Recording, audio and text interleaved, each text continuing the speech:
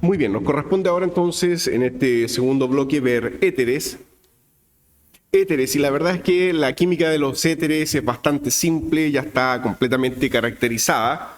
Y desde el punto de vista de la reactividad, los éteres son un tipo de moléculas de baja reactividad química. Los éteres se caracterizan porque, en general, a grandes rasgos vamos a decir que un éter es una molécula de baja reactividad química. Se muestran algunos éteres característicos acá, en esta imagen. Voy a maximizar esto. Tenemos acá algunos aspectos de la nomenclatura de los éteres. Este éter tiene un grupo terbutilo, entonces se llama terbutil, y por el otro lado tiene un metil, entonces se llama terbutil, metil, éter. El segundo que tenemos acá está el oxígeno, entonces dice 4-etoxi porque está siendo considerado como ramificación de una cadena mayor de tipo hexeno. Me explico, en este segundo caso se considera la cadena más larga como la cadena principal, en este caso el alqueno, y tendríamos posición 1, 2, 3, 4, 5 y 6. Por lo tanto, es un 1-hexeno, porque el doble enlace 1-eno comienza en un principio de la cadena, o sea, la cadena se numera de tal manera que el doble enlace quede con la mínima numeración. En la posición 2, como vemos acá, tiene un grupo metil. En la posición 2 hay un metil. Y en la posición 4 hay un etoxi. Así se le llama al éter cuando forma parte de una cadena principal, o sea, como ramificación. Es un CH2CH3, dos carbonos, etoxi. Entonces, el etoxi que dice ahí es por este éter. Ese es el etoxi, que en la posición 4 está como rama, como ramificación, porque etoxi de etanol y oxi de oxígeno, etoxi, 4-etoxi en la posición 4. Bien, acá tenemos otro éter y vamos a decir que también forma parte de una cadena principal de un alcohol. ¿Ok? Entonces la cadena principal es el alcohol y en este caso lo numeramos así. 1, la mínima numeración para el alcohol. 2, 3 y 4. Entonces es un butanol. ¿Ok? Butanol, 1-butanol porque en la posición 1 está el alcohol. Butanol. Y en la posición 3, este butanol, esa es la cadena principal. ¿Okay? Esta es la cadena principal, butanol. Y en la posición 3, ¿qué es lo que tiene? En la posición 3 contiene todo este grupo éter. Los grupos éteres entonces se nombran como isopro, porque este es un isopropil, oxi, porque hay un oxígeno. Un isopropil, oxi. Isopropoxi, 3, porque está en la posición 3. Y, ¿sí? Claro, isopropil sí. Lo que pasa es que son grupos que están completamente ya estandarizados, como el isopropil, el secbutil, el terbutil, han sido ya incorporados dentro de la nomenclatura clásica de la IUPAC. También podría usted nombrarlo esto si usted quisiera como una cadena, o sea, tendría que decir que este es un 2-propoxi, 3-iso, o sea, quedaría así. Si no quisiera decir iso, tendríamos que decir, dado que está conectado a la posición 2', ¿no es cierto? Si no quisiéramos nombrarlo como isopro, este sería un derivado de propil que en la posición 2 está conectado a la función oxi. Entonces sería 3, guión, y aquí está conectado por la posición 2, 2, propoxi, etc. ¿Ya? Pero para evitar estar colocando ese 2 adicional ahí, uno dice simplemente isopropoxi. Finalmente, el último que tenemos, dado que los dos grupos salen hacia la misma cara, hacia adelante, es un derivado de tipo cis. Eso significa el cis que tenemos acá. ¿Un cis qué? Un cis, como dice el nombre, ciclohexano. Entonces tenemos que, acá el anillo principal es el ciclohexano. Voy a marcar el anillo. Tenemos que este ciclohexano está sustituido y está sustituido por lo siguiente.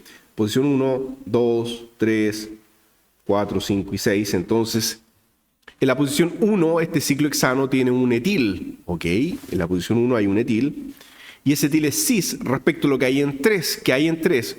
Un benceno con un oxígeno se abrevia como fenoxi. Entonces, eso de fenoxi es el benceno con el oxígeno y está en la posición 3. Ciclohexano, 3-fenoxi, ciclohexano.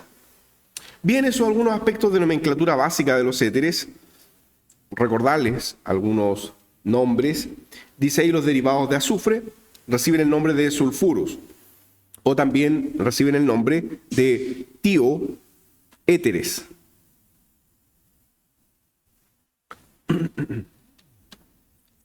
Nada más recordar, ahí está en la tabla lo que mencionábamos recién, el nombre de las ramificaciones. Si usted tiene un metil, CH3, si tenemos CH3, CH2 es un etil. Pero ¿qué pasa si añadimos un oxígeno?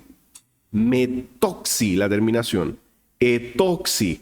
Si usted tiene un isopropil, isopropoxi. Si tiene un terbutil, terbutoxi. Si tiene un fenil, fenoxi. Entonces, cuando son ramas, se coloca, en el caso de los éteres, la terminación oxi. Entonces destacamos eso acá, la terminación oxi. Simplemente nos dice que hay un éter, que hay un oxígeno, un átomo de oxígeno extra en la ramificación. Bien, eso respecto a algunos aspectos básicos de nomenclatura. Número 1. ¿Cómo preparamos un éter?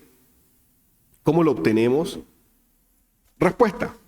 La síntesis de Williamson. Ese nombre no se les va a olvidar nunca.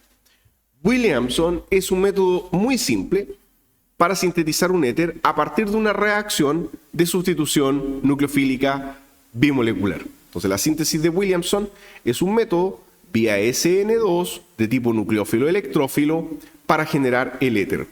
Y como es una SN2, no me voy a detener en aspectos mecanísticos tan profundos acá. Esto es relativamente simple para ustedes. Veamos estas dos primeras reacciones e inmediatamente aquí surge la pregunta siguiente. ¿Y por qué tengo que comenzar con un alcóxido? En los dos casos tenemos un alcóxido. Voy a ir marcando eso en color rojo. Aquí hay un alcóxido. Alcóxido. ¿Por qué tiene que ser alcóxido? ¿Por qué no puedo ocupar el alcohol directamente? Porque el electrófilo va a ser un electrófilo débil. Entonces, el alcohol por sí mismo es mal nucleófilo. Y esto también es un electrófilo suave, entonces la reacción no procedería bien. Necesito incrementar la nucleofilia del oxígeno, por eso formo la sal, el alcóxido. Se hace entonces reaccionar un alcóxido con un haluro de alquilo. ¿De qué tipo el haluro de alquilo? Para que la síntesis de Williamson sea exitosa, son haluros de alquilo primarios y a lo sumo secundarios. Pregunta, ¿y por qué no terciarios?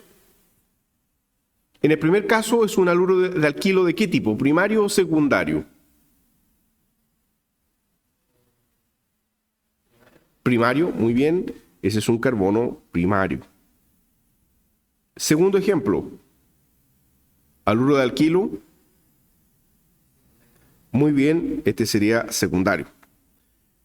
Bueno, porque en un terciario hay mucho impedimento estérico. Entonces, en los terciarios no olvidar que el impedimento estérico es altísimo.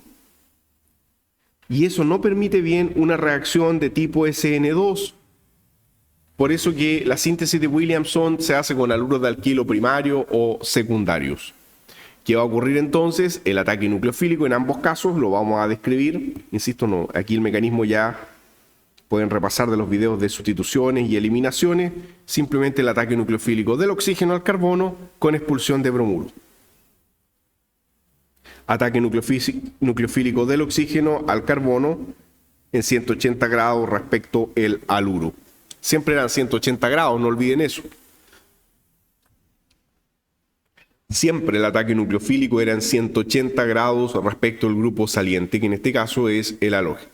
Hasta ahí yo creo que está todo claro. Luego hay que dibujar la estructura del éter, o sea, del oxígeno alquilado respectivo. Ya, eso para ustedes no debería ser tanto problema, porque ejemplos de esto lo vimos cuando vimos sustituciones. Solamente que ahora está sistematizado dentro del tópico de éteres. Pero ¿qué pasa con la reacción número 3? ¿Qué hay ahí? Bueno, vamos para allá.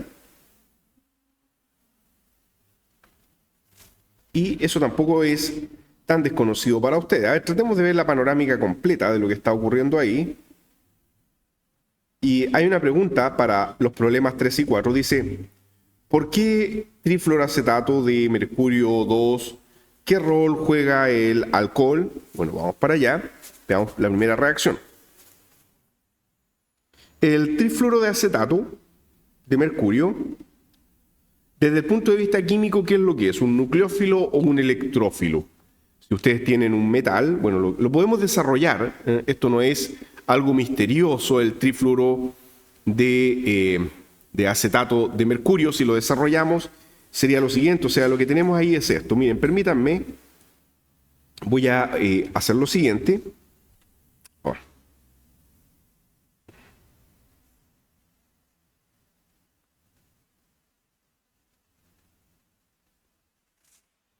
Ya ahí tenemos que hay etanol en el medio.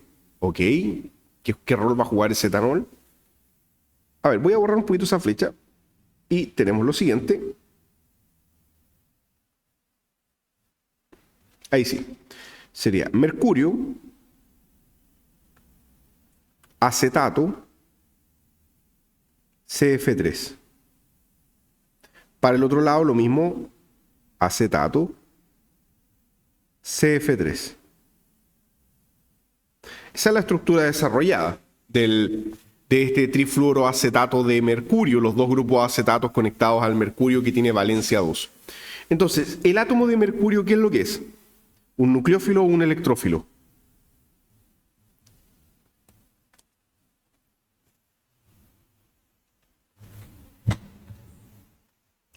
Es un metal de transición. Muy bien, es un electrófilo. Perfecto, entonces va a ser atacado por el, entre comillas, nucleófilo el alqueno. Ya, y aquí es donde surgen este tipo de preguntas que ustedes tenían que tener claro. Nótese que acá tenemos 2 carbonos, 3 y 4 carbonos en total. Tenemos 4 carbonos y si nosotros empezamos a ver la estructura ahora, la estructura acá, usted dirá, ¿y dónde está este buteno? Porque tenemos 1, 2, 3, 4. Es buteno. ¿Qué es el buteno? Es un gas a temperatura ambiente, una otra reacción en un contenedor cerrado. Ya, ¿y dónde está el buteno aquí al final? Entonces, en el producto intermediario, porque eso es lo que uno tiene que ir viendo ya para poder entender qué es lo que está ocurriendo. El buteno, ¿dónde está? ¿Desapareció? No, está acá. ¿En qué parte?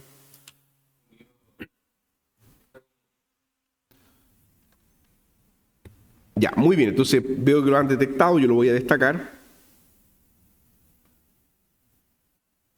Ahí está la estructura entonces de este buteno. Si nosotros numeramos esto, para que a todos nos quede claro, teníamos 1, 2, 3 y 4. Ya, 3 y 4 que ahí están, solamente están abreviados como C2H5. Él sigue la cadenita para allá.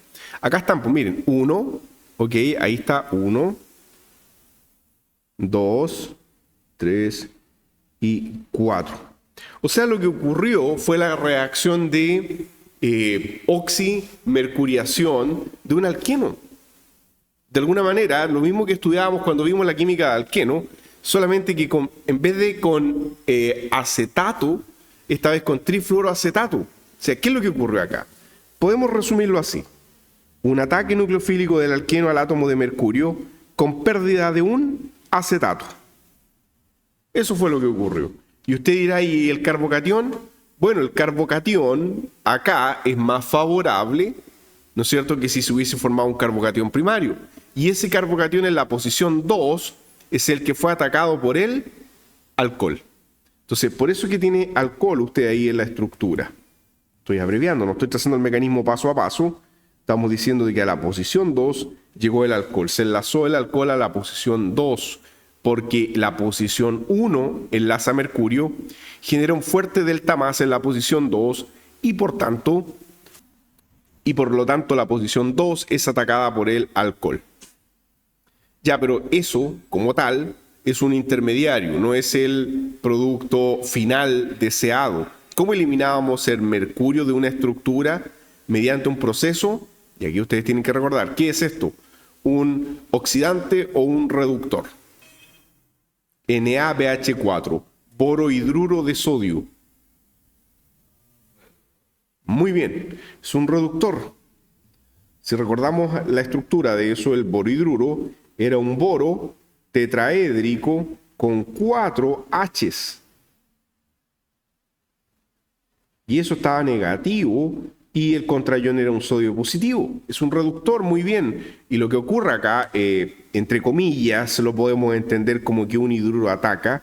Ya sabemos que en estricto rigor el proceso es más complejo que eso, pero es como si el hidruro atacara y el mercurio sale, ¿se entiende?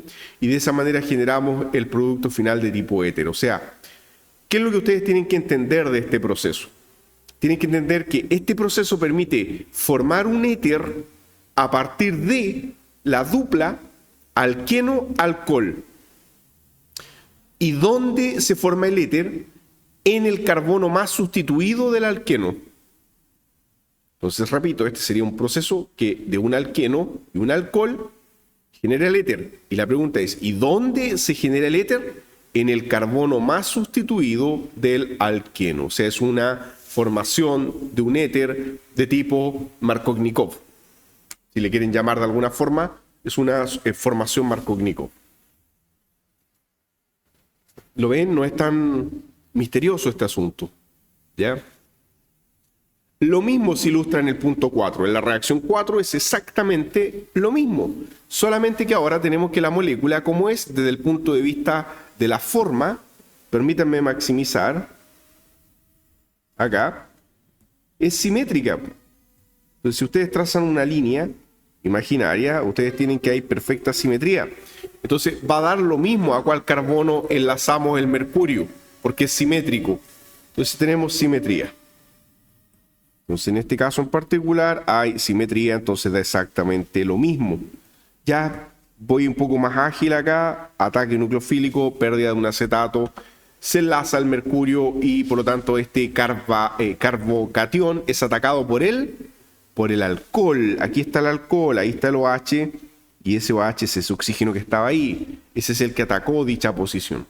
Luego que se forma la especie, este derivado, ¿no es cierto?, intermediario aislable, es reducido por borhidruro, o sea, todo este fragmento es, entre comillas, atacado por un H-, por así decirlo, y por lo tanto todo este fragmento de mercurio se pierde.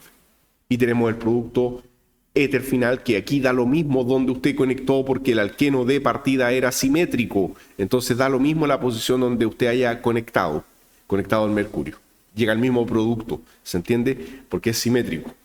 ¿Ya? Entonces, de nuevo, un éter a partir de un alqueno y un alcohol. Pero no reaccionan solos, reaccionan con ayuda de trifluoroacetato de mercurio. Entonces ahí tiene una alternativa a la clásica síntesis de Williamson para sintetizar un éter. Entonces, rehaga estos ejercicios y hágalos también al revés. Dibuje el producto y diga cómo de aquí, a partir de qué alqueno y alcohol obtengo este derivado. Haga el análisis inverso. Finalmente, aquí abajo dice un método termoácido para éteres simétricos sencillos. ¿Ya? Para éteres simétricos sencillos.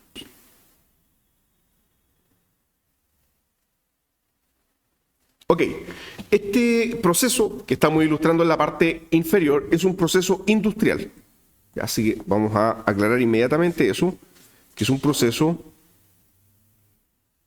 industrial que permite formar un éter, como el nombre lo dice ahí, de forma sencilla, pero siempre y cuando usted quiera generar el éter simétrico, porque mire, estamos partiendo, en este caso, de 2 equivalentes de metanol. Es muy importante la regulación térmica. 2 equivalentes de metanol con ácido sulfúrico a 130 grados se consigue el éter. Pero si la temperatura es mayor, ¿qué va a ocurrir? Se va a producir el producto termodinámico, o sea, el producto de eliminación. No olviden que a mayor temperatura se favorece siempre la eliminación. Las eliminaciones se favorecen cuando uno aumenta la temperatura más. Entonces aquí hay una diferencia sutil, pero suficiente para poder diferenciar entre llegar a un éter y entre llegar al alqueno. Ácido sulfúrico, 2 moléculas de etanol y se genera dietiléter, con agua como subdesecho. Lo mismo acá, ¿no es cierto? El alcohol, ácido sulfúrico y el alqueno. Bueno, entonces vamos a ver acá desde el punto de vista mecanístico cómo podemos entender este proceso. El primer proceso, bueno, la eliminación en realidad no tengo mucho que decir, porque en la eliminación el ácido sulfúrico protona al alcohol con pérdida vía E2 concertada y formación del etileno, que es un gas. Ya, pero ¿qué está pasando en el primer caso?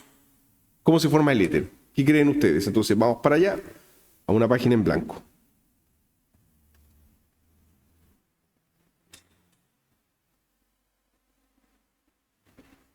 El ácido sulfúrico es un ácido fuerte. Entonces, si es un ácido fuerte, el ácido sulfúrico, ¿a quién va a protonar? En realidad no hay mucho que pensar ahí. Al alcohol, claro, ¿no es cierto? Es el único grupo funcional disponible. Entonces, se produce la protonación del alcohol. Primera observación. Luego, ahora sí que aquí hay una pequeña sutileza y tenemos que pensar, si se forma una molécula de agua intramolecular, es un buen grupo saliente de la estructura, pero abandona la estructura inmediatamente. ¿Qué pasaría si el agua ustedes la retiran de manera inmediata? Exacto, se formaría un carbonatión de qué tipo? Primario, y eso no es estable. Entonces, el mecanismo no iría por esa vía de pérdida inmediata de la molécula de agua, sino que va a tener que ocurrir ahora, a continuación, de manera concertada, el ataque de la segunda molécula de alcohol. Entonces, viene acá el otro alcohol, por eso decía dos equivalentes, y se produce el ataque concertado en disposición anti en 180 grados respecto a la molécula de agua. Bueno, fruto de eso entonces vamos a tener que este alcohol va a quedar conectado de esa manera con pérdida de agua, que es lo que se mostraba en el mecanismo de reacción, y esto tiene un protón que va a ser inmediatamente devuelto al medio de reacción. Así como tenemos un ácido concentrado, el mismo sulfato ácido aniónico negativo simplemente retoma el protón, se devuelve el protón catalítico y así es como estamos generando el éter completamente neutro. Entonces tenemos el éter neutro, el éter dietílico, ¿ok? Este es el famoso dietil éter. Me comí una letra, ahí sí, dietil éter, que es uno de los disolventes orgánicos apolares más ampliamente empleados en el laboratorio para procesos extractivos, para procesos de recristalización, solamente que hay que tener mucho cuidado porque es bastante inflamable. Cuando se calienta puede ser explosivo, ya forma peróxidos con el oxígeno. Entonces, este es un proceso que se lleva a cabo en reactores de reacción porque hay una alta temperatura, 130 grados Celsius, y no puede haber oxígeno. Entonces, son reactores sellados para evitar generar una bomba. Ya el éter es peligroso, ya. Bueno, eso respecto a la reacción. De la segunda, insisto, no voy a detenerme mayormente porque la segunda reacción es una eliminación. Y bueno, lo último que les tenía que mencionar de esto es que en el proceso de eliminación estamos hablando específicamente de una eliminación E2. Bien, reacciones ahora de los éteres. Primera observación. Ya lo dijimos, los éteres se caracterizan porque desde el punto de vista de los grupos funcionales, ellos presentan una baja reactividad. Entonces, como tienen una baja reactividad, o sea, son muy similares a los alcanos, son empleados más bien como disolventes muchos de ellos, porque si son disolventes, quiere decir que no van a reaccionar con los reactantes de una determinada reacción. Y aquí hay una reacción entre el éter siendo abierto, destruido, como quieran llamarle, por ácido, ¿cómo se llama este ácido? HI. Ya, yohídrico, el ácido yohídrico, o yódico, si es que fuera, ¿no es cierto?, 100% anhídrico. Pero tenemos que esto es una reacción SN2, dice acá. Entonces, ¿cómo es una reacción SN2? Y vean la forma particular en que esto termina abriéndose. O sea, el átomo de yodo queda unido al metil. Porque acá va a surgir siempre esta problemática, y eso lo van a enfrentar en la prueba, de ¿a cuál carbono conecto el halógeno? Porque el éter, por los dos lados, tiene carbono, carbono y carbono. Entonces la pregunta es, ¿y por qué el yodo queda conectado al metil? ¿Por qué el yodo no quedó conectado al ciclohexano y se pierde un metanol? ¿Qué es lo que pasa? Bueno, vamos al simple mecanismo de reacción. De hecho, la reacción acá continuó 2 veces. Eso significa que se está ocupando yodo en exceso. O sea, es relativamente difícil que esto pare y se detenga en el alcohol.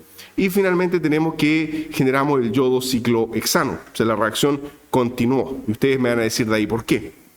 Vamos a una página en blanco para explicar esa primera reacción.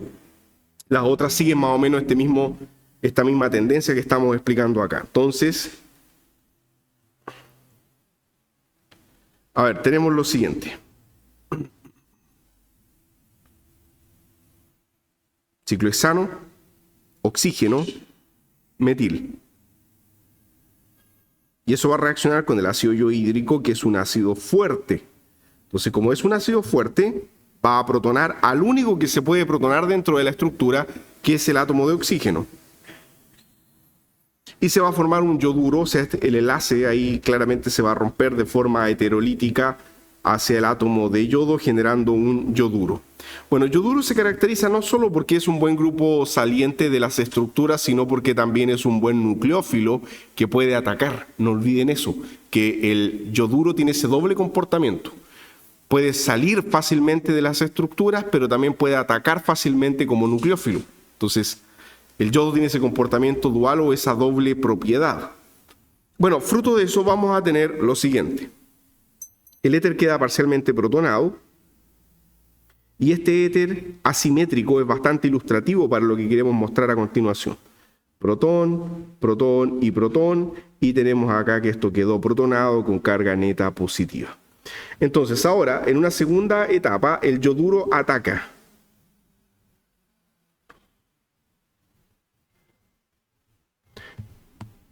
¿Por qué atacó al metil y por qué no atacó al otro carbono? Porque aquí hay dos carbonos que pueden ser atacados. Este carbono y ese carbono.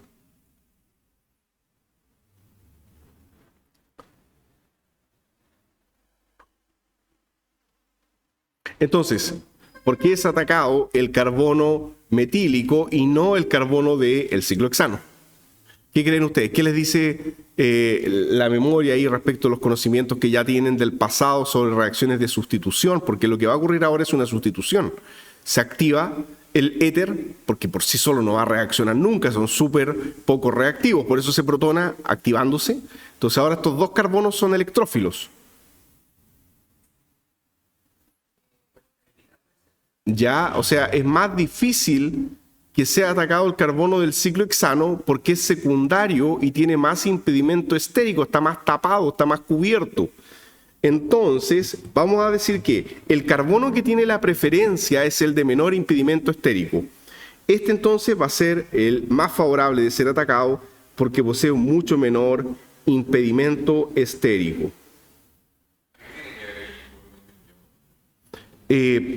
No, mire, ahí más que el volumen del halógeno es el impedimento que hay sobre el electrófilo, ¿ya?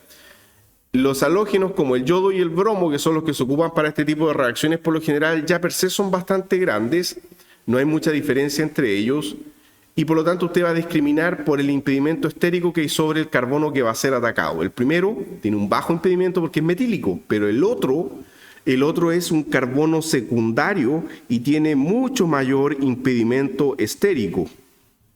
Está más cubierto, si lo vemos en 3 dimensiones está completamente tapado respecto al carbono metílico, que sí hay espacio y por lo tanto va a ser atacado. ¿De qué manera? A la manera SN2, por la cara opuesta en 180 grados respecto el oxígeno que sale de la estructura. ¿Okay? ¿No es cierto? En 180 grados el ataque con inversión de Walden sobre el carbono metílico. Entonces, eso va a generar, por una parte, el alcohol, ciclohexanol, más yodo metano. ¿Ok? Este es el yodo metano. Y el otro es el ciclohexanol. Entonces, por una parte tenemos que hemos formado un alcohol, ya hemos roto, el éster se ha destruido, se ha cortado, se ha abierto, por así decirlo.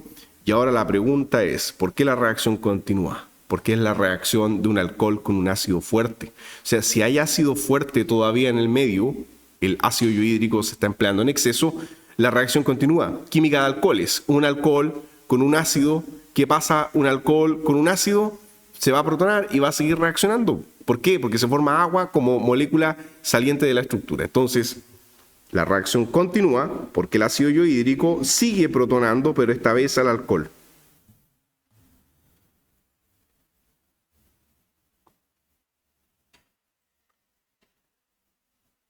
¿No es cierto? Entonces se produce la protonación del alcohol La formación del yoduro.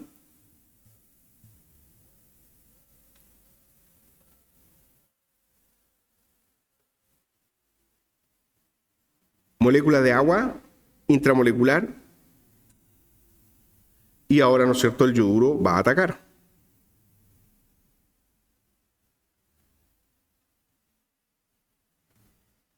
Entonces, el yoduro ataca al mismo tiempo que la molécula de agua abandona la estructura.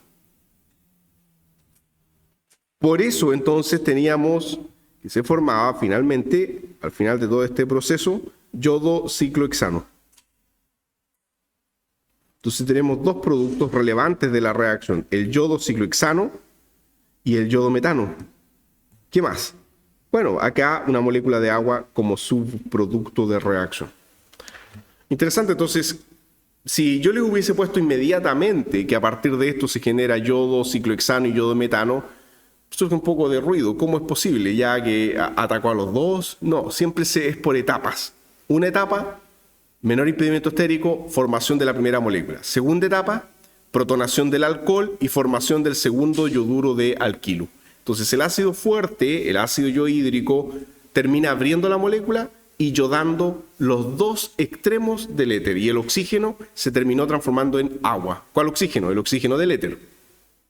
Entonces son esas pequeñas cosas que tienen que ir analizando cuando estén estudiando esto. Pero no es otra cosa más allá que aplicar los principios de lo que ustedes ya saben. Sustituciones y eliminaciones. ¿Se dan cuenta cómo volvemos siempre a lo mismo? Las sustituciones y eliminaciones son la base de toda la química orgánica. Ya se va repitiendo, reciclando esa información. Bien.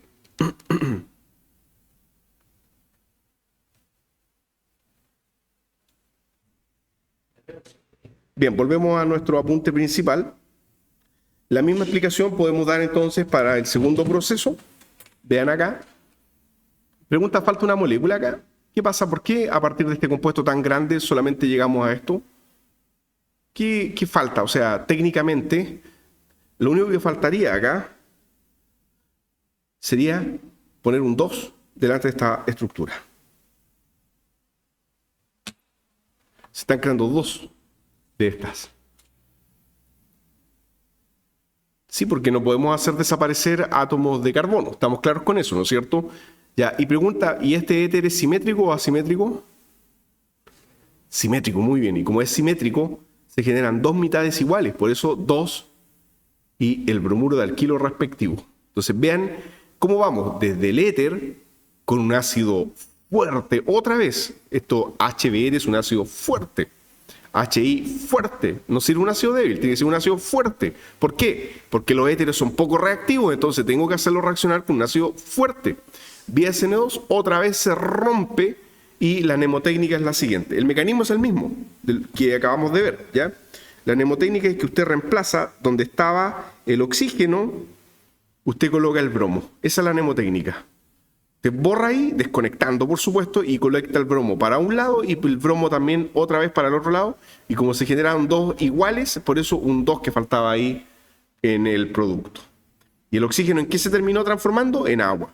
Por eso hay una molécula de agua. Ese oxígeno del agua proviene del éter. Tercer ejemplo.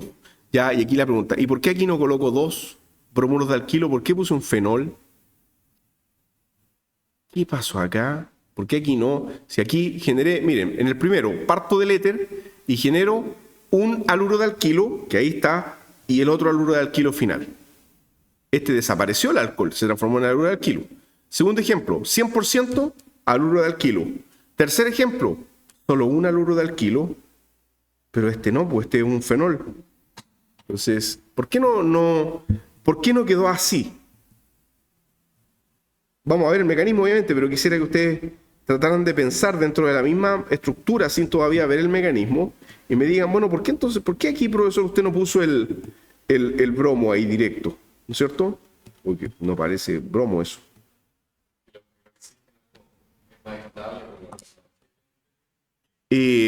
A ver, miren, créanme que es más simple que buscar explicaciones de estabilidad electrónica, ¿ya? Lo que hemos estado viendo en los dos primeros problemas es que uno borra donde está el oxígeno y conecta halógeno para un lado y halógeno para el otro lado. Aquí está bien, está conectado para este lado de acá. ¿Por qué aquí no puse el bromo? ¿Por qué quedó hasta fenol?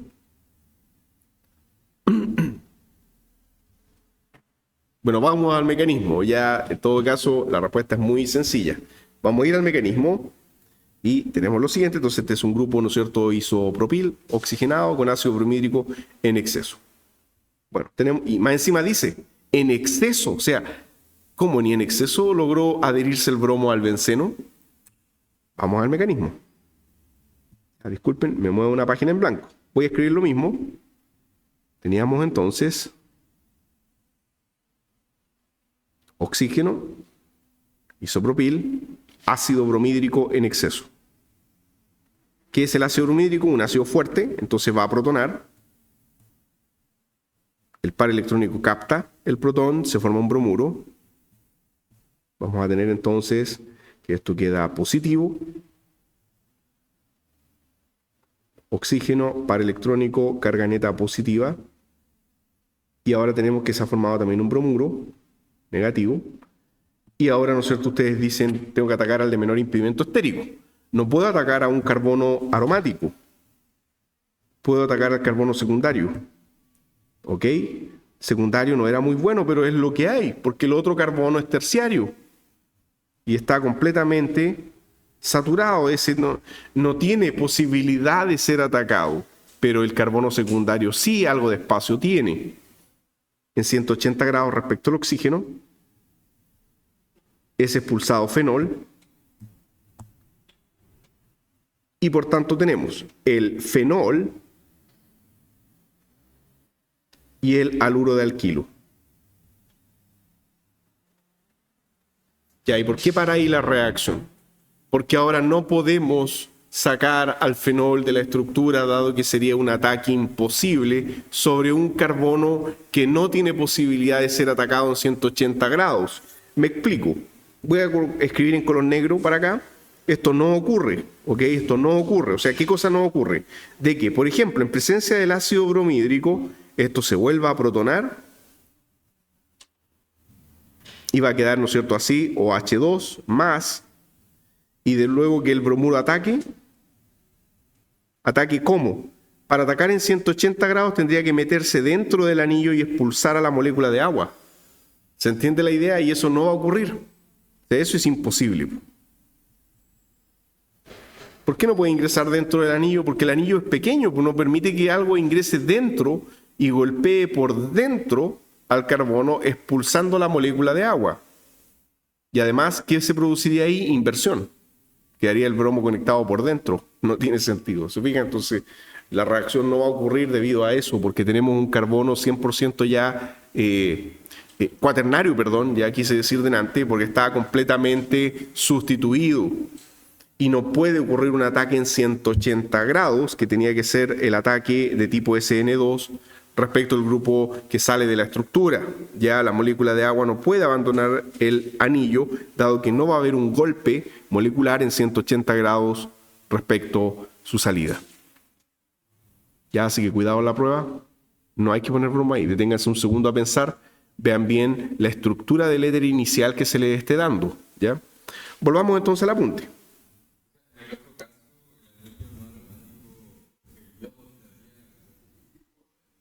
No, porque en un ciclo hexano, el ciclo hexano pregunta, ¿es plano? No. Entonces, como no es plano, hay un ángulo en el que puede atacar y simplemente la silla experimenta el flip conformacional. ¿Ya? Pero el benceno sí es plano. Entonces aquí es imposible que ocurra el ataque en 180 grados. Podríamos de ahí dibujarlo en 3 dimensiones, de hecho. Miren, de hecho, rapidito, miren. Voy a escribir acá. Vamos a hacer lo siguiente. Lo voy a proyectar también para que quede en la grabación y puedan verlo en el repaso que hacen ustedes de manera asincrónica.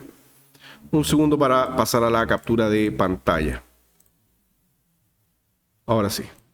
Ya, entonces la pregunta era esta. Oh, se me borraron todas las barras de dibujo. Ahí sí. La pregunta era esta. Entonces acá, ¿qué es lo que pasa? ¿No es cierto? Acá sí hay una conformación en la que puede ser atacado. Vamos para acá. Voy a pegar la molécula.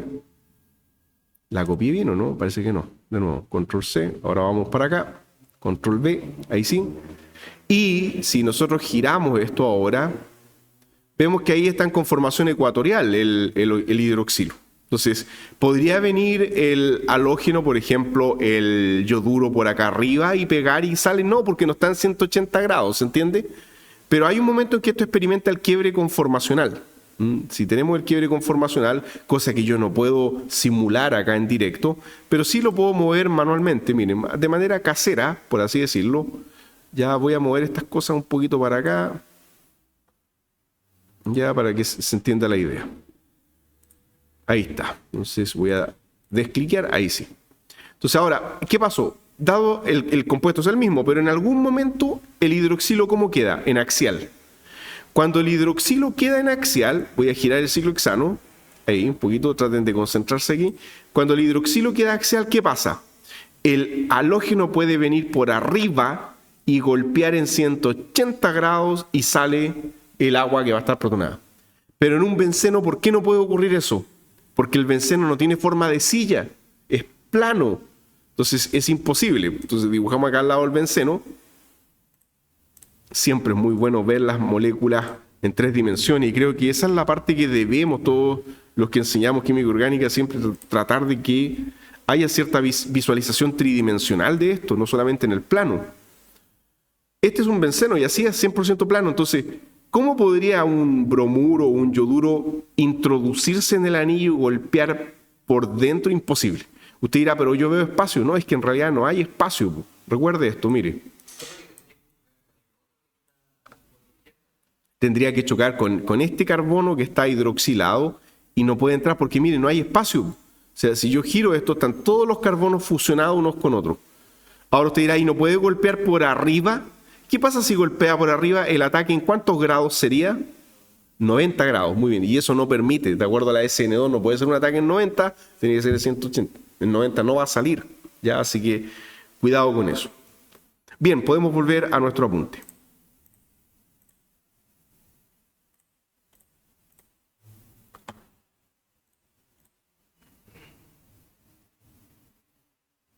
Bien, y cuarto ejemplo y final, dice CF3CO2H o ácido sulfúrico. ¿Qué es el CF3CO2H? Ácido trifluoroacético, y es un ácido fuerte, ¿ok? El ácido trifluoroacético, perdón, ¿qué cosa? Ah, claro, ahí era trifluoroacetato de mercurio, ya era como anión conectado al mercurio, ahora está como ácido y dice, puede ocupar los dos, dice acá, ácido trifluoroacético o ácido sulfúrico, pero ojo, ahora no hay halógeno, en los productos hay halógeno, tampoco, porque no es ácido ni hidrohídrico ni ácido bromídrico. ¿Qué está ocurriendo realmente? Dice que está ocurriendo la reacción E1. ¿Por qué está ocurriendo una reacción de tipo E1?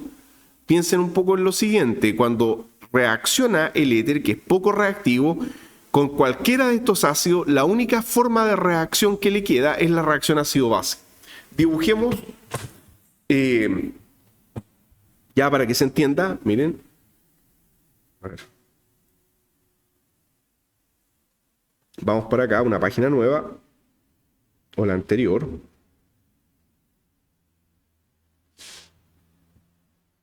Lo que tenemos ahí en el problema es esto.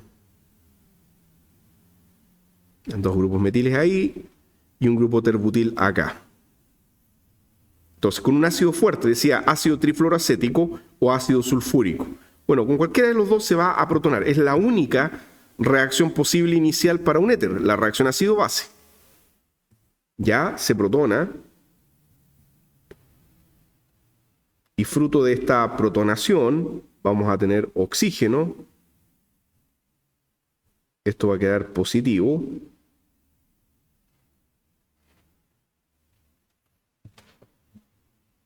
¿Ok? Y decía vía E1. Pregunta, ¿cuál es la característica de la E1? ¿Es diferente a la E2?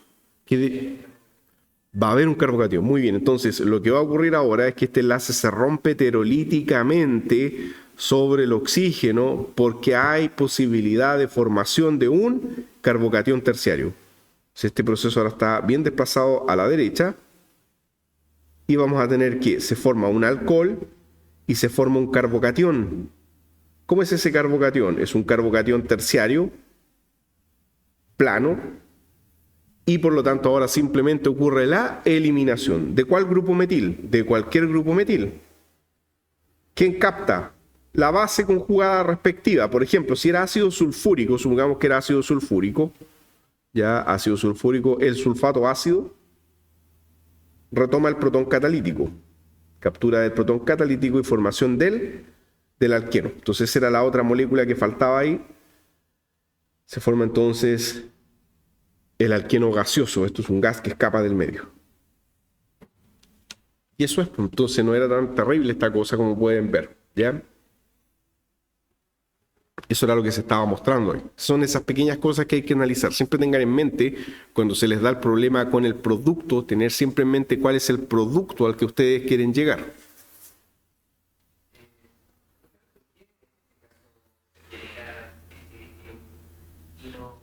Porque es más estable la formación de un carbocatión terciario que tratar de que ocurra cierto ataque nucleofílico de un agua que es escasa, porque si usted ocupa ácido sulfúrico, el ácido sulfúrico puro tiene muy poca agua, y si ocupa ácido trifluoracético, el ácido trifluoracético no tiene tampoco agua.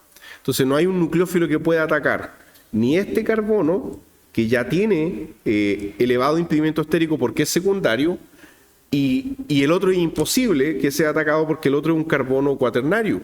Entonces no puede ser atacado por ninguno de los dos con mucha dificultad, y por lo tanto la vía más probable es que esto se rompa para formar un carbocatión terciario estable. Bien, entonces un segundo para que terminen de tomar apunte. Bien, finalmente acá dice éteres en los cuales el oxígeno está enlazado a grupos alquil, primarios o secundarios, pueden formar peróxido en presencia de oxígeno, y los peróxidos se descomponen explosivamente al calentarse o agitarse.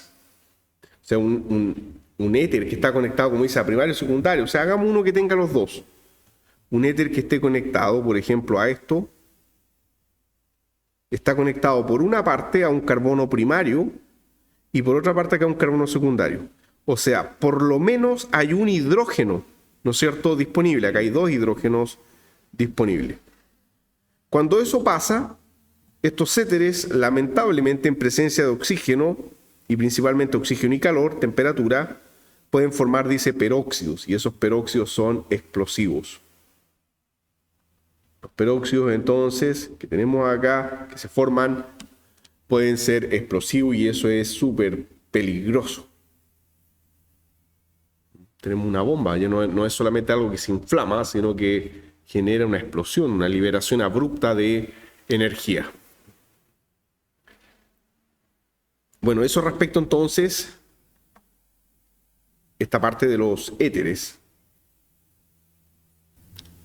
Bien, lo último que nos queda, ya queda bien poco para finalizar este primer tópico, es algunas otras aplicaciones de los éteres. Y aquí con esta parte vamos a hacer un buen remate de la parte de los éteres, y que no aparecen en todos los textos de química orgánica de pregrado, es que los éteres son muy buenos agentes protectores de alcoholes.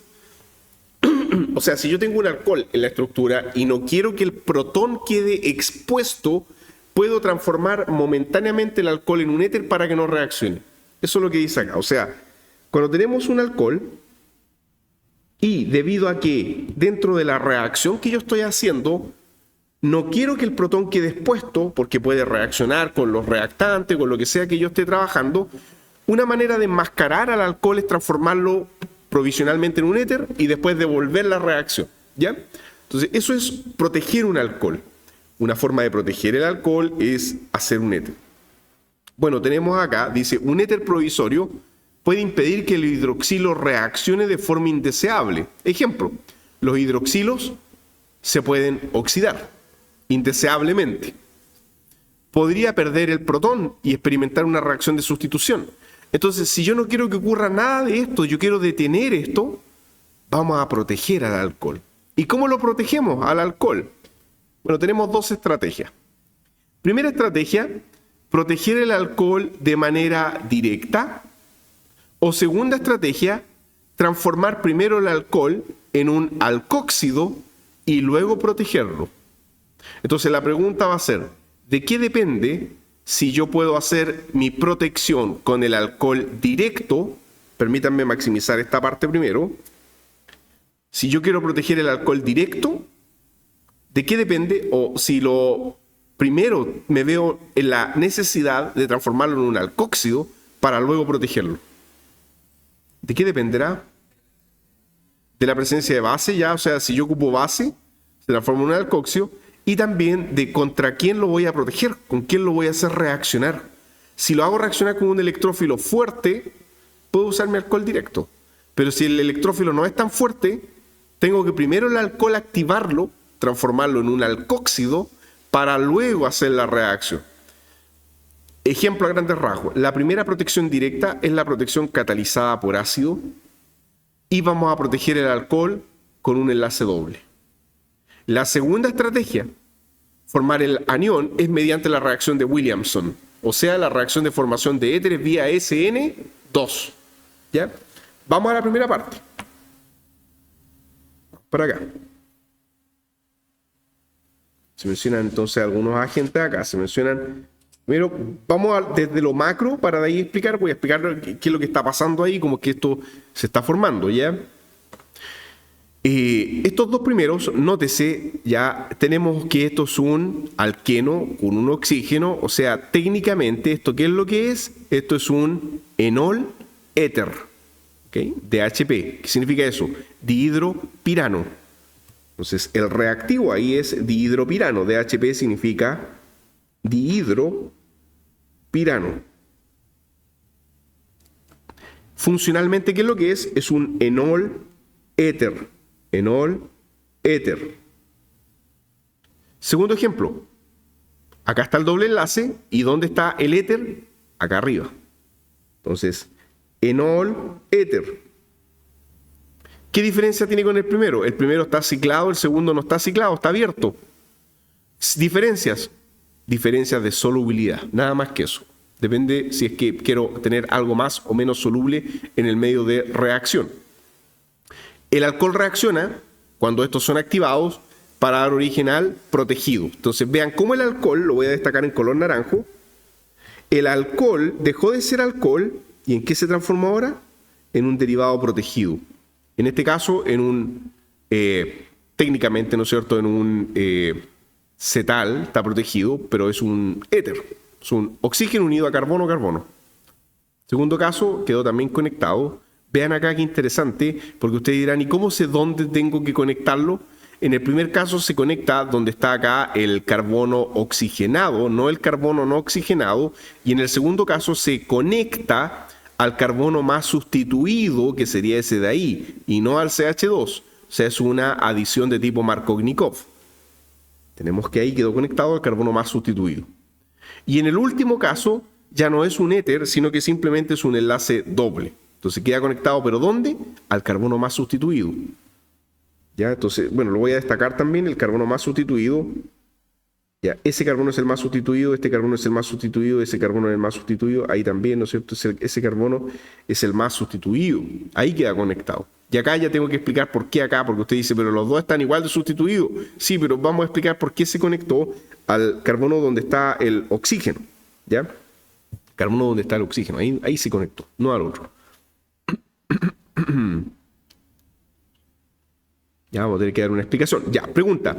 Para que esto suceda, para poder generar estos éteres bien especiales que tenemos acá, ¿qué tuvimos que hacer? Hacerlo reaccionar con estos alquenos, pero con ácido como catalizador. Una gota de ácido para catalizar el proceso. Por lo general, ácido sulfúrico o ácido trifluoroacético, que son los más anhidros. Bueno, tenemos acá que estos dos, los dos primeros, dice derivados tipo acetales. ¿Por qué acetales? Porque lo que se forma es un carbono conectado a dos oxígenos. Carbono conectado a dos oxígenos. Y estos derivados tipo acetales son, dice, hidrolizables, o sea, esto se puede revertir, se puede devolver al alcohol, siempre y cuando tenga un medio ácido acuoso. Ya, o sea, mucho ácido, mucha agua, se devuelve la reacción. Ácido catalítico, la reacción va a la protección. ¿Ya? Sin agua, anhidro va hacia la protección.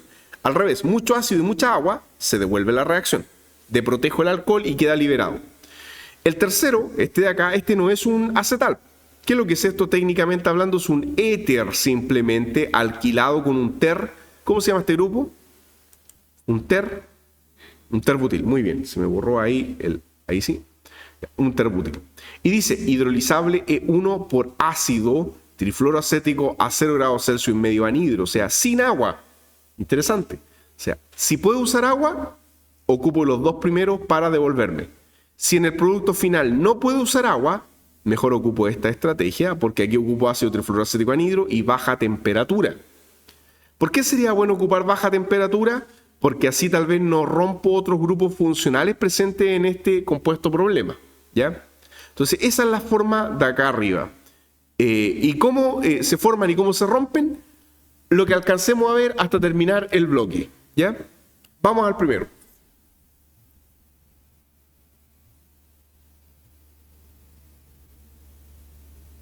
Bien, insertamos una página y vamos con nuestro problema. Entonces, supongamos que tenemos un alcohol X que queremos proteger, ¿ya?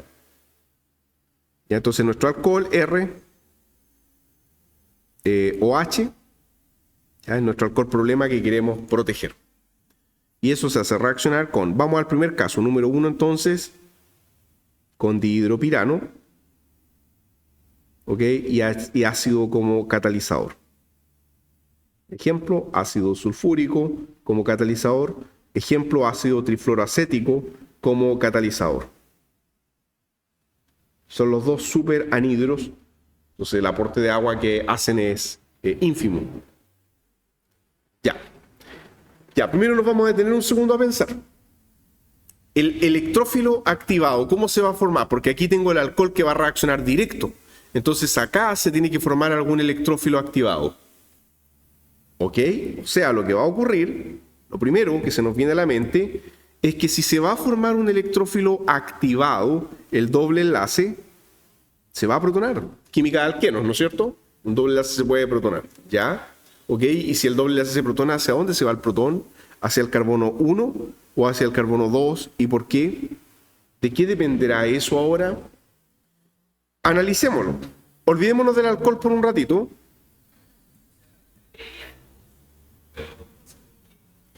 Va a ir al 2, sí, claro, para que se genere el producto que usted vio en la imagen, sí, ya, pero claro, uno dice, ¿cuál es la razón? Mire, cuando uno no puede ver la explicación de manera inmediata, el consejo que yo les doy, hagan los dos productos y ahí van a llegar a la respuesta por, como se llama, reducción al absurdo, porque una de las vías va a ser poco lógica y esa se descarta, ¿se entiende? Entonces, cuando no tienen claridad de cuál es el camino correcto, uno puede escribir los dos y vamos a tener esto.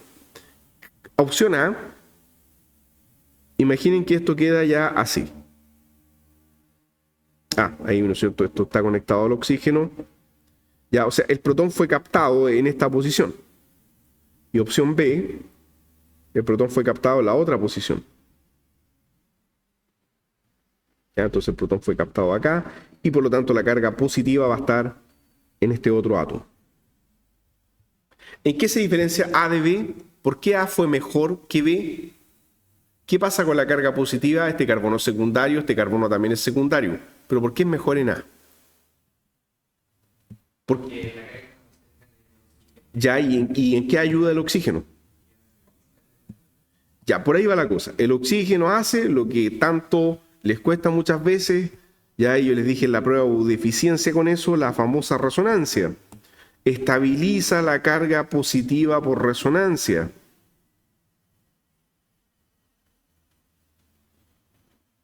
Tenemos, por lo tanto, dos formas estabilizando a la. En cambio, B no tiene resonancia.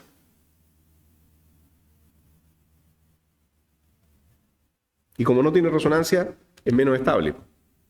Entonces, el camino sigue la ruta A porque genera un intermediario más estable que se estabiliza por resonancia.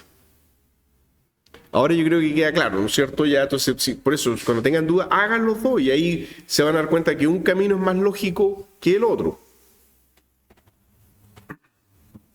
Bien, entonces vamos a tomar a nuestro, en este caso, ¿no es cierto?, tetrahidropirano ya, a nuestro tetrahidropirano protonado con carga positiva y este sería el electrófilo activado. Entonces tenemos el electrófilo activado. Y lo voy a copiar para volver a hacerlo reaccionar. Entonces, copiamos la molécula. Vamos para acá. Y lo volvemos a pegar.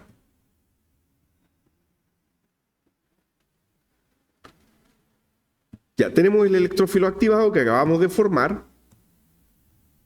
Y reacciona con el alcohol. Entonces el alcohol ahora reacciona y ataca.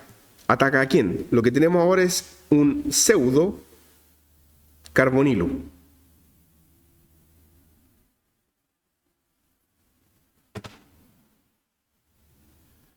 Ya, y este pseudo carbonilo es atacado